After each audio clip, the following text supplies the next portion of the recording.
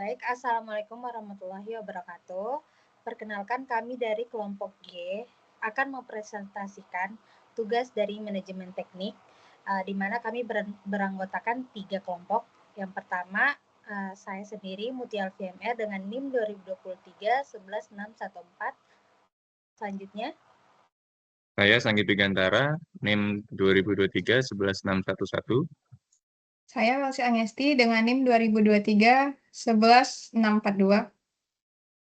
baik langsung saja kita akan mempresentasikan tugas kelompok kami.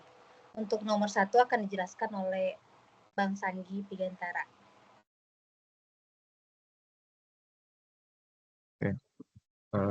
Yang pertama, definisi manajemen teknik. Apa itu manajemen teknik? Manajemen teknik adalah disiplin yang menggabungkan prinsip-prinsip manajemen seperti perencanaan, pengorganisasian, pengarahan, dan pengendalian. Dengan pengetahuan dan keterampilan teknik, dengan tujuan utama untuk mengelola proyek, proses, teknologi, atau tim teknis secara efektif dalam lingkungan industri dan teknologi. Dan berikut adalah contoh kasus manajemen teknik dalam pembangunan pembangkit listrik tenaga energi baru terbarukan hingga commercial operating date. Di sini kasus yang kita bahas adalah terkait pembangunan pembangkit listrik bertenaga biogas. Pertama adalah tahap perencanaan.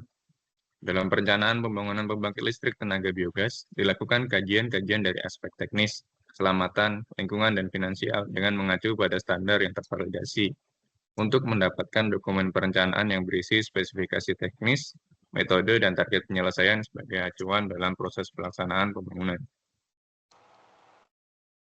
Tahap kedua yaitu pengorganisasian.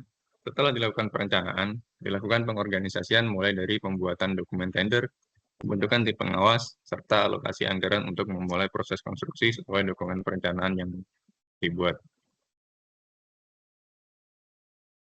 Tahap ketiga yaitu pengendalian. Dalam proses pelaksanaan konstruksi, dilakukan pengendalian untuk memastikan bahwa pelaksanaan bekerja sesuai dengan standar dan aturan yang sudah disepakati, spesifik teknis, kualitas dan pencapaian progres konstruksi sudah sesuai dengan perencanaan. Berikutnya adalah evaluasi.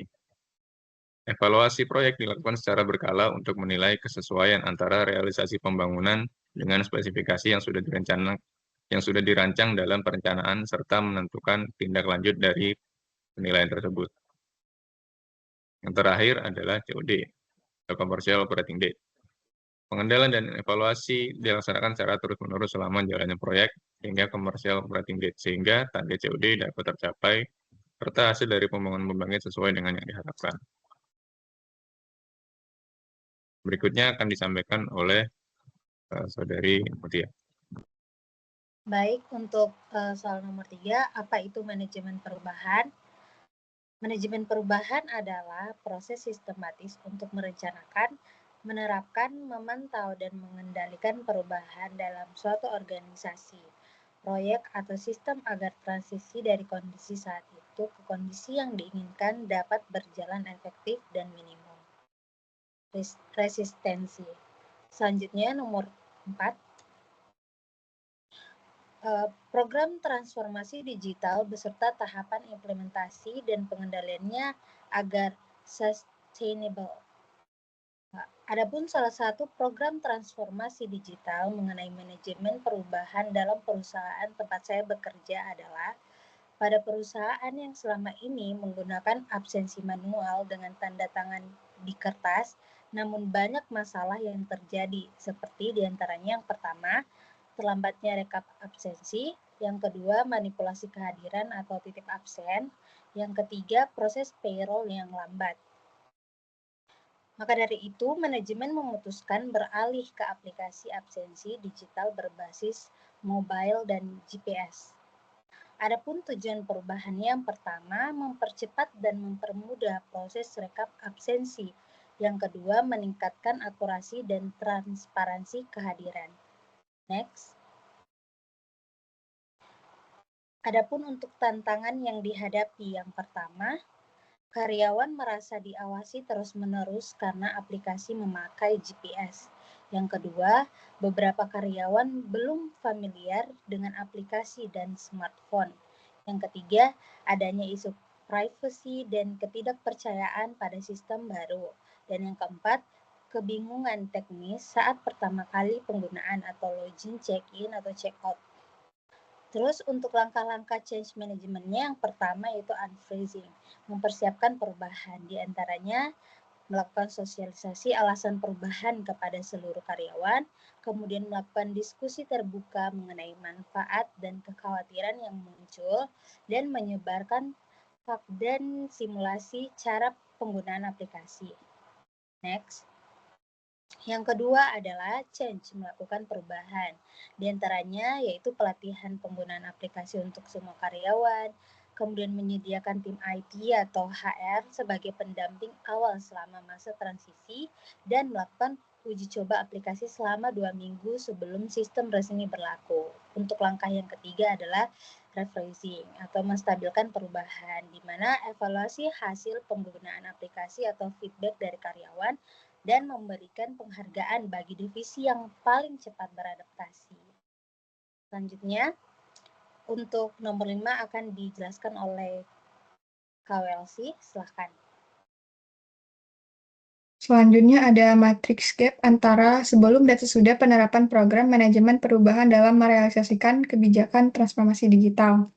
Pada aspek teknologi, sebelum perubahan dilakukan, absensi menggunakan kertas atau formulir manual atau mesin fingerprint offline. Sesudah dilakukan penerapan, absensi menggunakan aplikasi digital. Dengan gap, kurangi infrastruktur dan pemahaman teknologi digital. Pada aspek akurasi data, sebelum perubahan dilakukan, rentan kesalahan input, manipulasi waktu hadir, dan juga pulang. Sedangkan setelah perubahan dilakukan, data lebih akurat, real-time, dan otomatis tersimpan di server. Dengan gap, kebutuhan validasi sistem dan imigrasi waktu yang nyata. Pada aspek transparansi dan audit, sebelum dilakukan perubahan, sulit dilacak, perlu waktu lama untuk audit kehadiran. Setelah dilakukan perubahan, lebih mudah diaudit melalui log digital tersedia di dashboard pemantauan. Dengan gap, kurangnya sistem pelaporan dan analitik sebelum digitalisasi. Pada aspek waktu proses rekap, sebelum dilakukan perubahan, rekap absen mingguan atau bulanan dilakukan secara manual dan memakan waktu. Setelah dilakukan perubahan, otomatis terekap dan dapat diakses kapan saja. Dengan gap, butuh integrasi di sistem HR untuk otomatisasi gaji dan juga penilaian kerja. Pada aspek keamanan data, sebelum dilakukan perubahan, data kertas rawan hilang ataupun rusak. Sesudah dilakukan perubahan, data terinskripsi dan disimpan di cloud. Dengan gap, perlu kebijakan keamanan cyber dan pelindungan data pribadi. Pada aspek kepatuhan dan disiplin, sebelum dilakukan perubahan, sulit mendeteksi keterlambatan dan penyalahgunaan. Setelah dilakukan perubahan, sistem mendeteksi otomatis keterlambatan atau absensi fiktif. Dengan gap, perlu pendekatan adaptif antara karyawan yang menerima sistem baru.